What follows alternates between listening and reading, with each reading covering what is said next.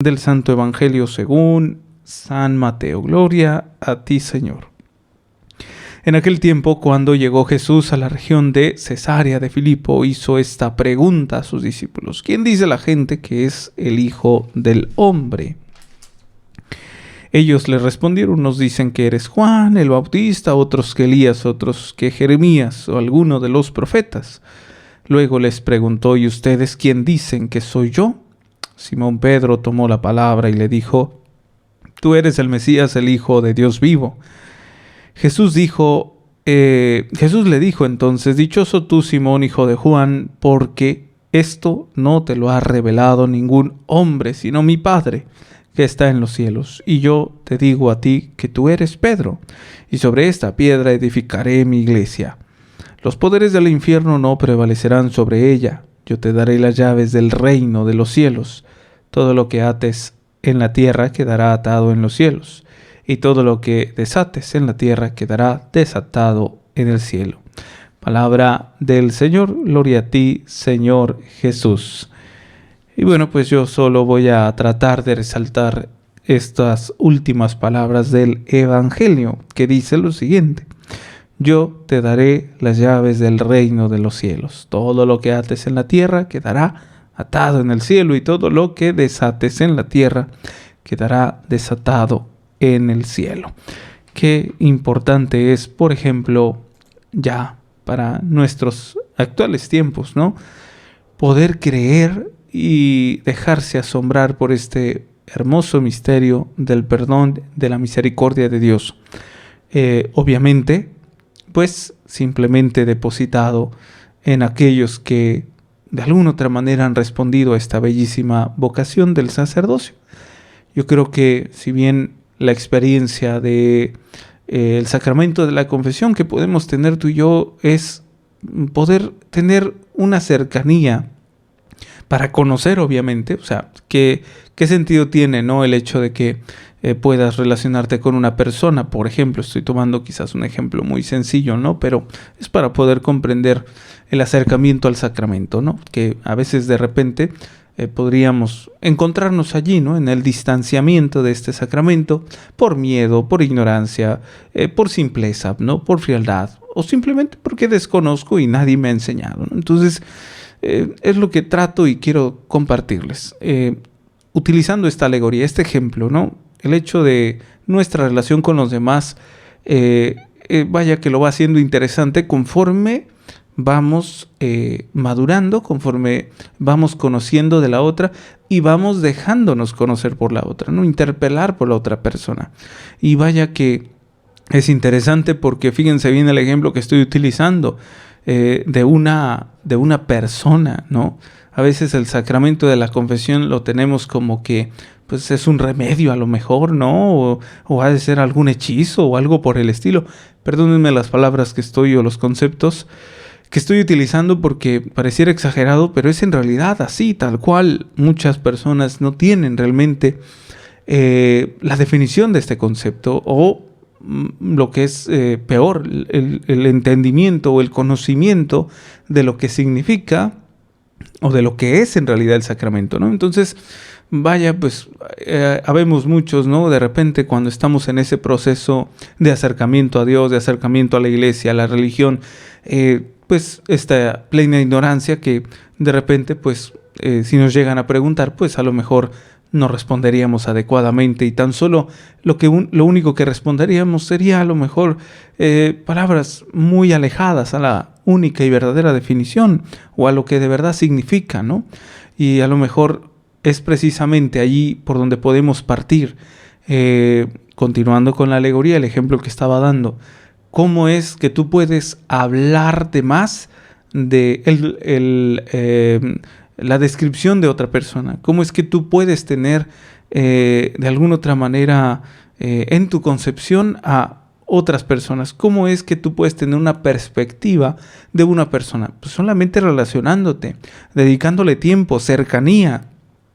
Vas invirtiendo el tiempo, ¿no? Tiene que ver mucho el factor tiempo. Una vez que lo vives de manera personal y cercana, vaya que te vas haciendo experto, ¿no?, en la cuestión de la amistad. Es decir, cómo es que ahora obtienes un tanto cuanto de amistades.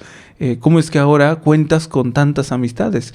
Pues por el hecho de el tiempo que has invertido en relacionarte con ellas. ¿Cómo es que vamos a lograr obtener nuestra relación con un Cristo resucitado y misericordioso? Pues acercándonos al sacramento de la confesión. No es el hecho de que te acerques al sacramento de la confesión porque así lo manda la iglesia, porque así lo dirigió tu padrecito, porque es una disciplina, porque si no te vas a ir al infierno. No, es también conocer este otro lado de la moneda, es encontrarnos con una persona, ¿sí?, y un Dios al mismo tiempo, porque Cristo cuenta con estas dos naturalezas.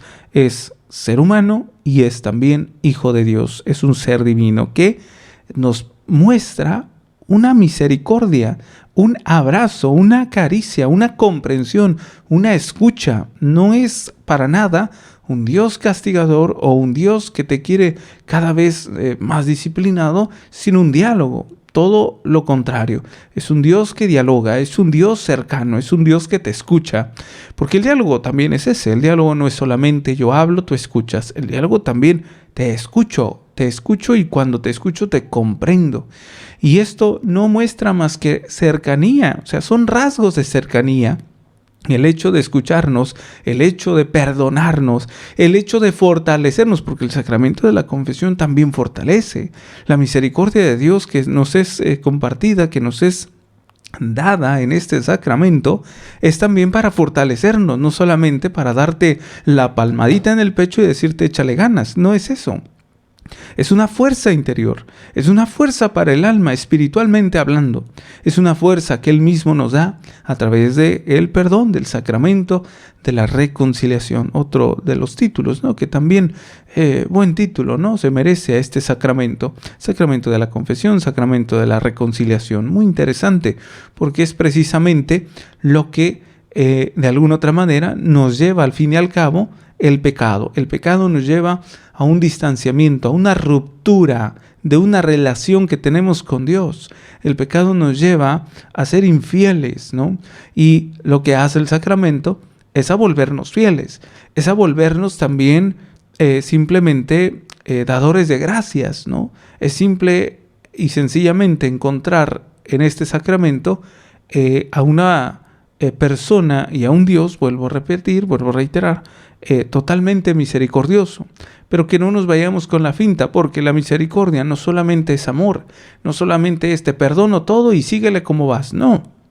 Es también rectitud, es también justicia.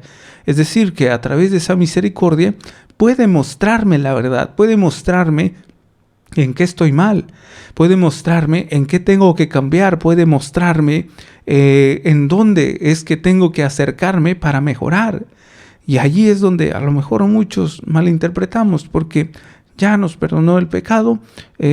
Si es que y bien nos va, hacemos en nuestra enmienda, prometemos al Señor no pecar y tratamos de ofrecer la penitencia, pero posteriormente queda allí. Muchas de las veces no lo trascendemos.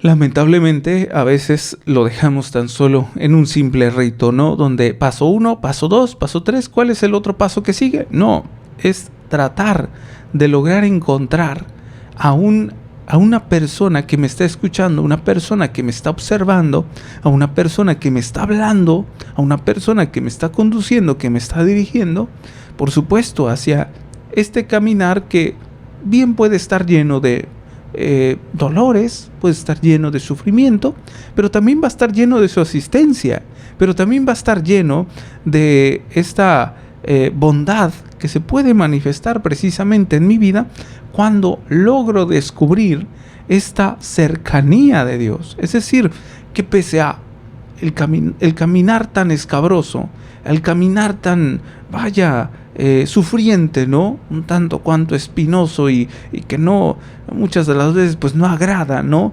Levantarte y desde que te levantas a lo mejor el clima no te pareció, o quizás los planes cambiaron del día, o quizás ya te corrieron del trabajo, o quizás tu esposa, tu esposo te fue infiel, o a lo mejor tus hijos ya andan metidos en broncas, en problemas, o a lo mejor tuviste un accidente, etcétera.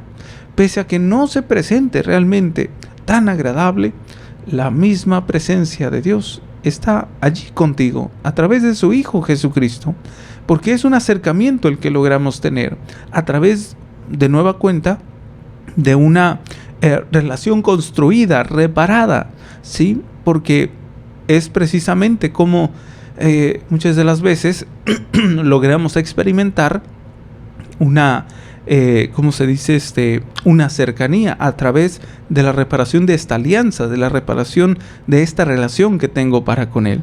Y es por ello que tenemos que disfrutar precisamente a su mayor esplendor este sacramento, recibiendo el perdón.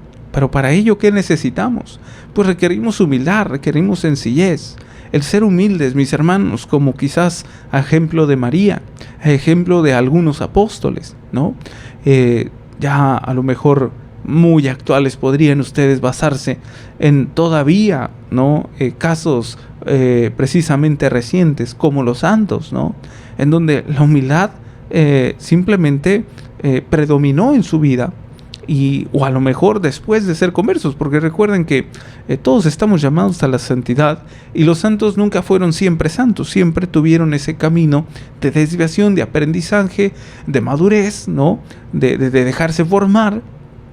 Y cuando emplean lo que es la sencillez, la humildad, el reconocer nuestras capacidades, caramba, yo hasta allá no llego, ¿verdad? Yo no tengo la fuerza, caramba, de sostenerme solo. Requiero de aquel Dios que es la fuerza, que es el amor, que es la felicidad, para lograr alcanzar la meta, que es la salvación. Entonces, cuando hay ese reconocimiento, hay humildad. ¿Sí? Cuando hay ese reconocimiento, hay humildad.